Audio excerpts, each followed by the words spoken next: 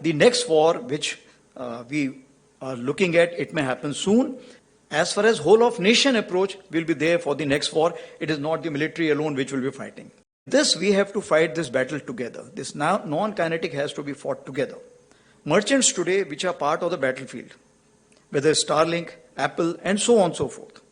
Of course, we have the citizen soldiers, and I must tell you, when Kargil happened, the citizen soldiers were prominent. We had the shepherd who told us that where the intruders are, and the last Chief Justice of Jammu and Kashmir, Mr. Tashi, he himself galvanized the locals and himself carried the ammunition for the troops during the Kargil war.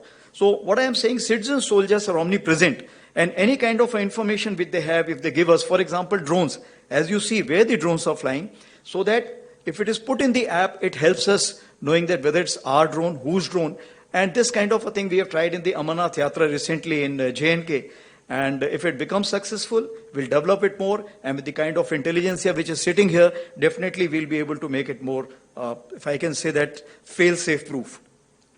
Of course, the Guardian Force is concerned, this is the invisible, if I can say that, the non-kinetic handlers. And this is where you all come into play in a big way. Because today war has four quadrants. I will not have time to explain the four quadrants, but the non-kinetic quadrant is something which you can start today. And the next war, which we are looking at, it may happen soon, and we have to prepare accordingly, as already been brought out by Director, that in this we have to fight this battle together. This non-kinetic has to be fought together. So what are the deductions? That as far as whole of nation approach will be there for the next war, it is not the military alone which will be fighting. Let me assure you very clearly in this issue. As far as the grey zone is concerned, it's ever present, and this will remain.